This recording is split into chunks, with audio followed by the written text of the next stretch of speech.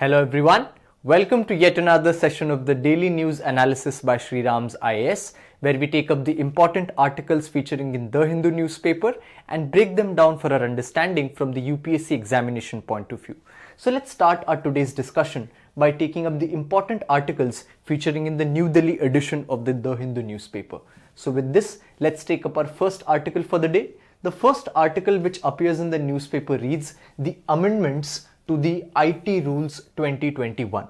Now, this particular article appears in the newspaper which discusses the amendments that have been brought to the IT rules of 2021. So, this article will help us discuss what are the various provisions that are there in the new IT rules of 2022, what are the changes that are being done from the previous rules of IT rules 2021, and what is the whole, one can say, the issues concerning the provisions and some of the major provisions with respect to rules as well. So let's start our discussion on this particular aspect as to discussing the new IT rules which have come out in the year 2022, and recently the central government has notified these rules. Now, why a discussion has started on these rules is because the central government, after having notified these rules, there have been a lot of, one can say, reservations and concerns flagged with respect to these rules. So let's first understand, before we get down to the provisions of the rules, why exactly are these rules becoming important, and why is the need to bring out these rules afresh in a manner. So these rules, or what we call the Information Technology Intermediary Guidelines and Digital Media Ethics Code rules, which are shortly known as the IT rules. They were first brought in the year 2021 and now they are being amended. And these two rules follow the larger ambit of regulating the information technology sector in India, which was first done by the IT Act of 2000. And we know that the IT Act is a legislation passed in the parliament, therefore it has the word act in it, and whenever a certain rules are notified by the government, these rules are essentially following the act. So they are essentially a part of the IT Act itself. Now, why do we need these laws? We increasingly in this modern society are being regulated by the social media or the internet websites. Every function that we can envisage for our day, we rely on them.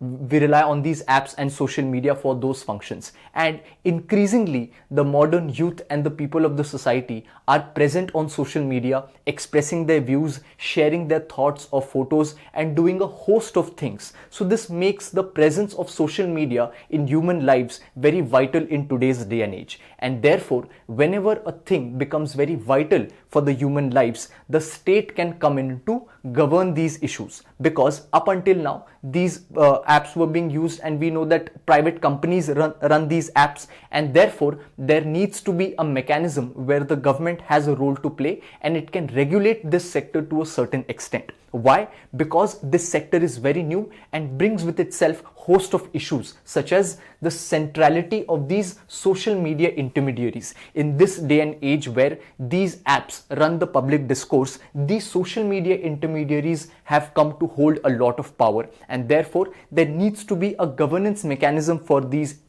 social media intermediaries, or what are shortly called SMIs.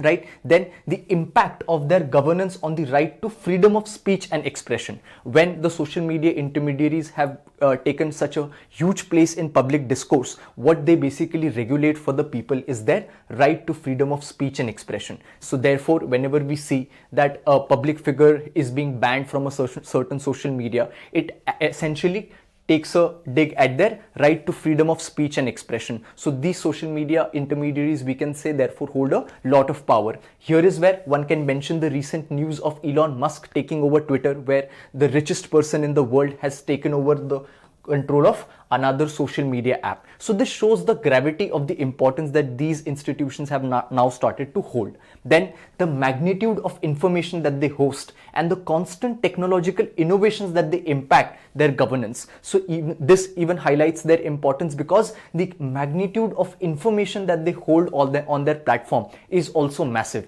and therefore it accounts for the need of government intervening and regulating this sector. And the last is it is important for governments to update their regulatory framework to face emergent challenges. So these new ways of technology and new ways of engagement for people have brought in and are set to bring in new challenges for which the government has to be ready. So all of these situations in a whole tell us as to why regulating the sector and making new rules, because the sector itself is new, is very important. And that is why in the year 2021, the government brought the Information Technology Intermediary Guidelines and Digital Media Ethics Code, wherein it tried to impose certain extra functions on the social media intermediaries given their increase in the role in the society. So what were the role of these rules?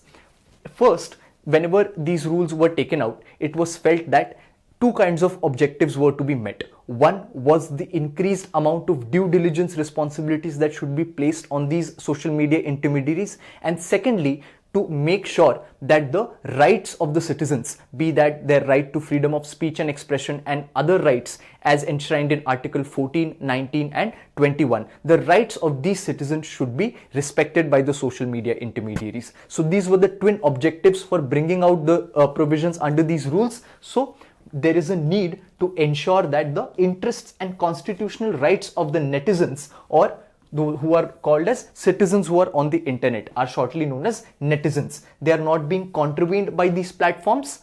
This was the need. Second, to strengthen the grievance redressal framework in the rules. This was another need, where if someone has a problem with the functioning of the social media intermediaries, what kind of mechanism do they have to address their grievances? And third is that the compliance with these rules should not impact the early stage Indian startups. Now these rules also need to be framed in a manner so that they do not come to the detriment of these companies, so that these companies are also flourishing in the market. So therefore, these are the major objectives in front of the rules, on the lines of which these IT rules were made in their provisions. So now let's take a look at what are exactly the provisions of the new IT rules of 2022 and how exactly are they different from the rules of 2021. So first is the major amendment that the IT rules 2020 have done is to enable or to mandate the social media intermediaries to exercise greater diligence and increase accessibility. So when we talked about making sure that the rights of the citizens are protected, this also means that every person who exists in the society must get an equal opportunity to participate on these platforms. And therefore, the new rules of 2022 says that the accessibility on these platforms should be enhanced. So not just the normal people can participate on these platforms, but people from all age groups, all linguistic backgrounds, and people with disabilities can also take part on these platforms. Then is when the platform will become more inclusive. So this is the first major provision that the new rules of 2022 have incorporated among them, which can be called as a good step towards ensuring inclusivity on the platform. Then is the controversial point of removal of content, wherein the new rules of 2022 have mandated the website social media intermediaries on certain 6 prohibited categories, where under one of these prohibited categories, if there is a content on the platform, the government or the social media intermediaries should have the responsibility to take down this content within 72 hours. And the government can also ask these social media intermediaries to take down the content. So this has been done again to make sure that the social media space is a safe space for the citizens to engage on. Then is educating users about the privacy policies. This was something which was mentioned in the IT rules of 2021, and the amendment rules of 2022 have gone on one step further, and now an additional obligation on the SMIs or intermediaries has now been extended to ensuring that its users are in compliance with the relevant rules of the platform. So earlier,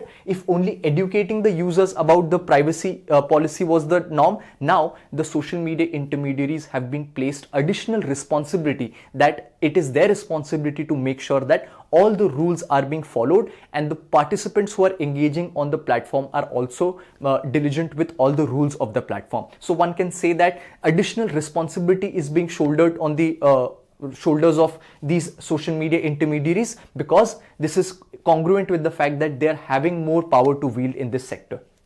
And next is the establishment of grievance officer.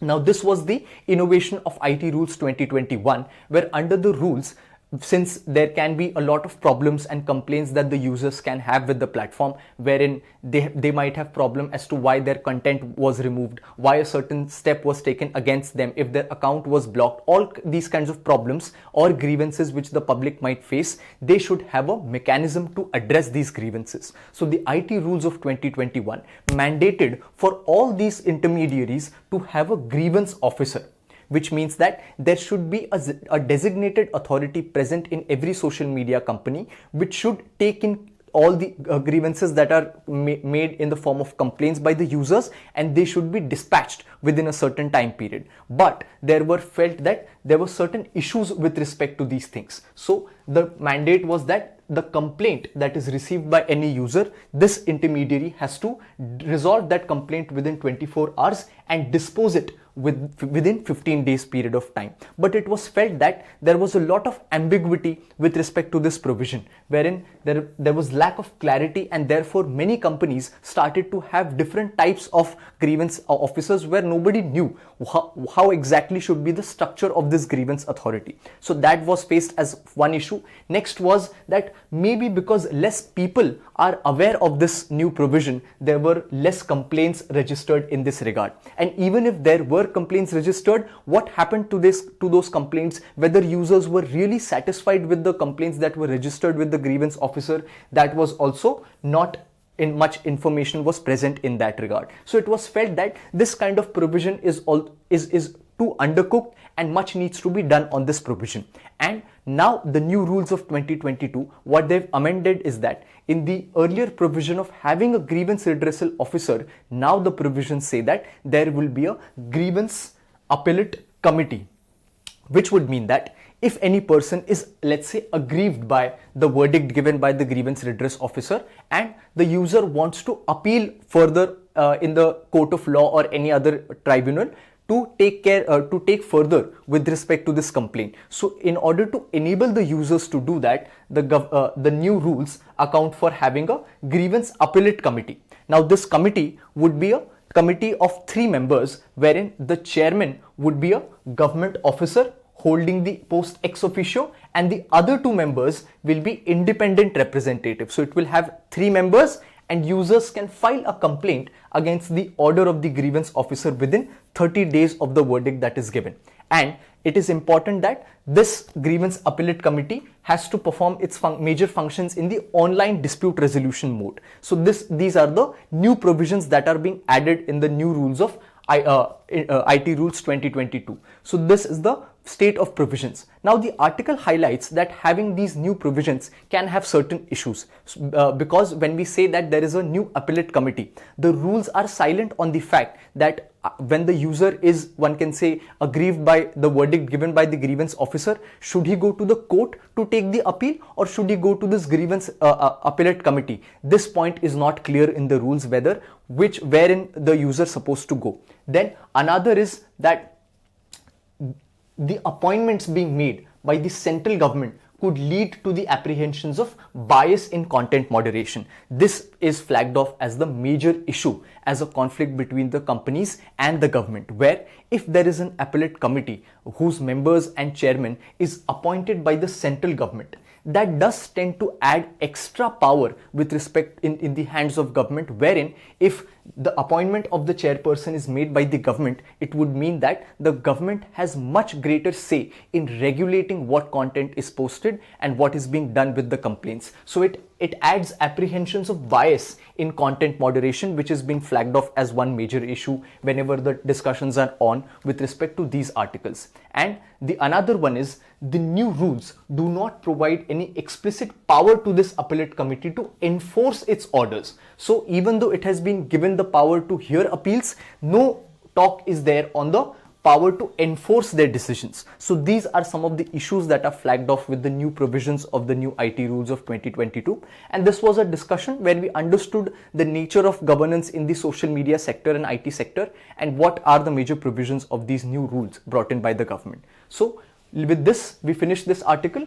and let's move on to our next article for the day. The next article which appears in the newspaper reads, Supreme Court to examine law depriving under trials the right to vote. Now this particular article becomes important for us from the examination point of view, and it deals with the voting rights of under trial prisoners. So why is this happening? Because this topic becomes important because a similar question on right to vote has been asked in the prelims examination in 2017. So we can see that the topic has been important from the examination point of view. So why has this issue come into fore? Because the election laws of India have a provision currently which do not allow the under trial prisoners to participate in the elections of the state.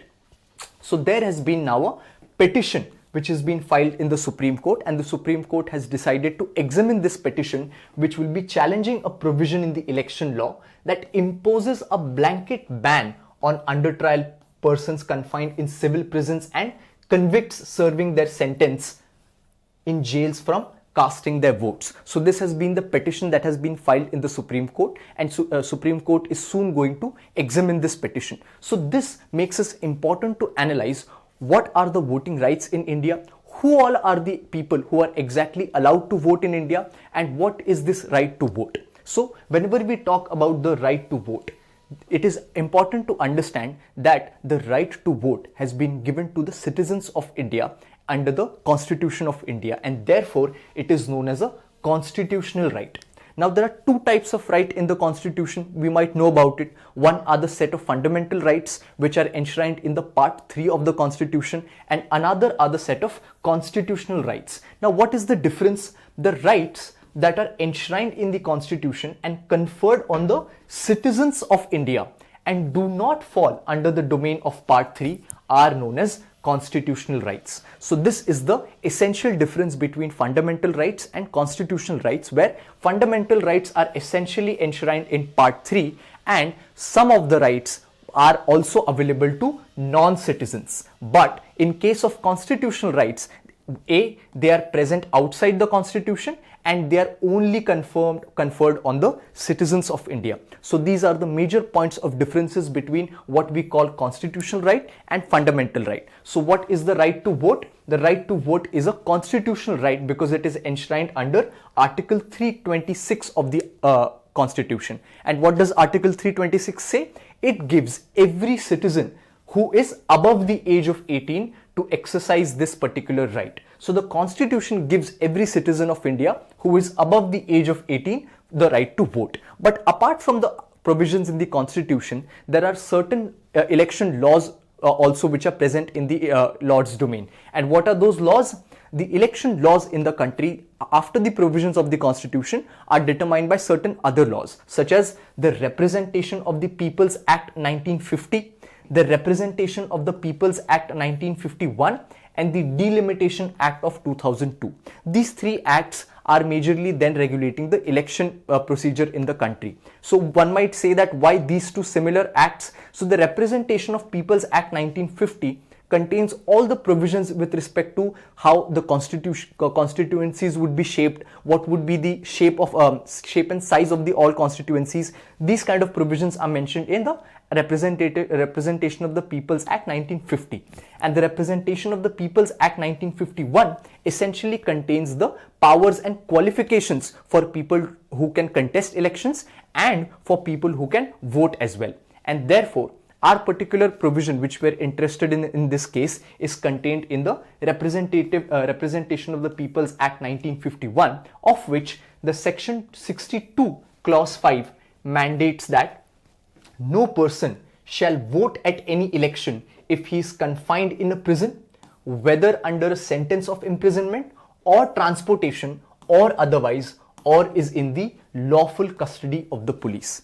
This particular section tends to impose a prohibition on voting on people who are undergoing a sentence, either convicted of any offense or even are in transportation or otherwise with the lawful custody of the police. So this gives therefore the petition has been instituted in the Supreme Court, wherein it says that the wording of this provision is very arbitrary and all encompassing, and therefore those people who are under trials are those prisoners people who one can say that an offense is lodged against them, the case is registered against them, but they are not yet proven guilty. And according to Indian law, it is a thumb rule that unless and until one person is proven guilty, he or she is assumed to be innocent. And therefore, under this principle, the petition has been instituted challenging that if a person is under trial and he is not proven guilty, how can the law of the land deny him the right to vote? This is the substance of the petition. And when we talk about under trials, the under trials make up for a separate case of our discussion, wherein the people who are lodged in jails without any fault of their own and are yet to be proven guilty for that matter are still spending time in jail.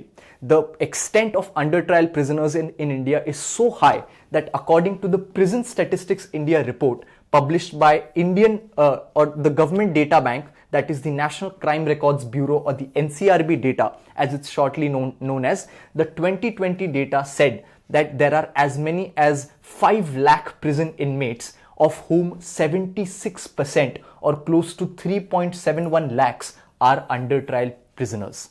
This goes to show the extent of people who are suffering only because their turn for a trial is not yet arriving, and they're awaiting their trial, and many of these people have been lodged in jail, and some of them have even spent years of prison which might not even be a part of their own offense. So for example, if a person has committed an offense which mandated him to spend imprisonment for 4 years, some under trials are undergoing prison for even more number of years. So this goes to show the dismal state and eventually highlights the injustice that is being caused upon them. And many of these under trials are there because they are unable to furnish bail bonds and the amount for a bail. That is why most of these people belong to the poor background, underprivileged background and lower caste background. So this is a serious issue, and therefore to make their situation better, a petition has been instituted by a student of the National Law School, Bangalore, in order to make their situation better and at least procure them the right to vote in the society. So this is the discussion on this article, and with this let's move on to our next article for the day. The next article which appears in the newspaper reads, "Decentralize Manrega for better implementation, says government study." Now, as we can see from the article, this article talks about the very important scheme that we call as the Mahatma Gandhi National Rural Employment Guarantee Scheme, or Act as it is also called, or the Manrega scheme.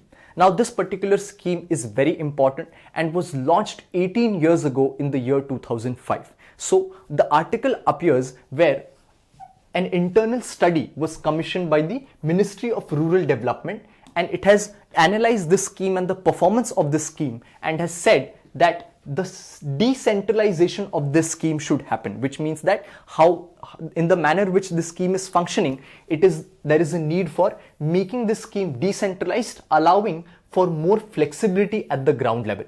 So this kind of survey was done in 7 states of Andhra Pradesh, Arunachal, Karnataka, Nagaland, Gujarat, Jharkhand, Himachal Pradesh and the Union Territory of Jammu and Kashmir. It was done in February to assess the implementation of all rural development schemes, including the Manrega scheme. So this forms our context wherein the Ministry of Rural Development itself did a survey and internal study to analyze the performance of this scheme, and what are the highlights of this report that we'll take a look at, and what exactly is the Manrega scheme, we'll try to understand that as well.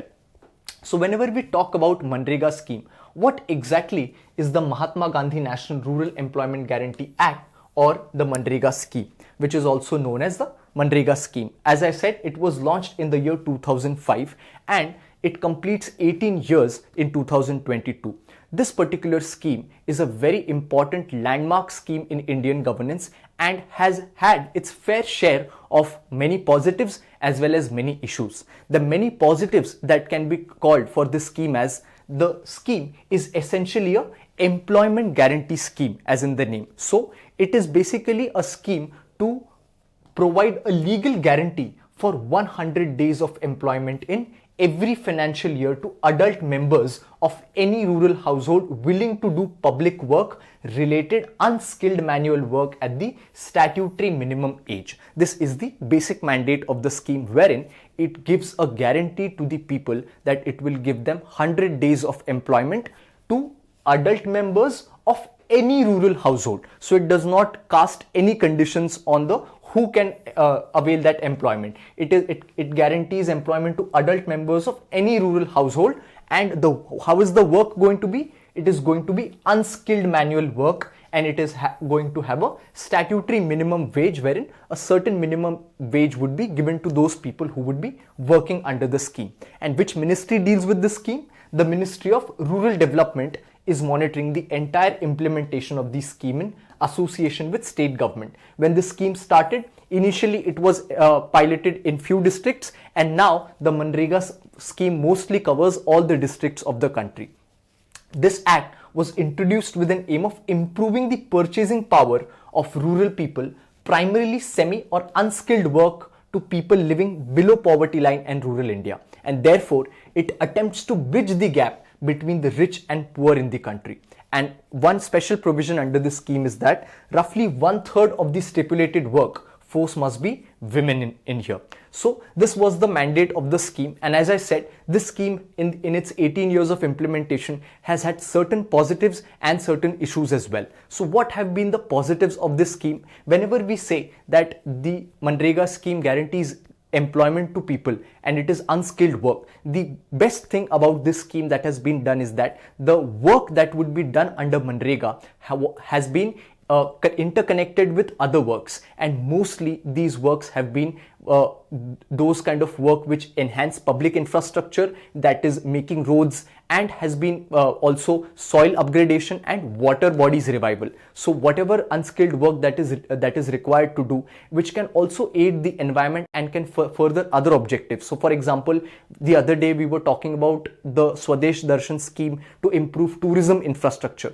So if one wants to improve tourism infrastructure in the villages, one can take help of the Manrega scheme, wherein these people who have been guaranteed employment under the scheme can be made to work under improving the tourism infrastructure. So this has been a very major point of this scheme, which has also shown success in many parts of India, where the work that should be done under the scheme was attached and converged with other schemes. So either be the Swachh Bharat scheme, or like I said, undertaking works for water body revival, soil revival, making roads. So in this way, the scheme has helped the people and the country in a great manner. But it has certain negatives as well. Whenever we'll talk about implementation of the scheme that guarantees employment, there can be a host of issues, and this time these issues have been flagged by the Ministry of Rural Development report itself. And what are these issues? The report says that the fund management has been centralized instead of paying the Gram Sabhas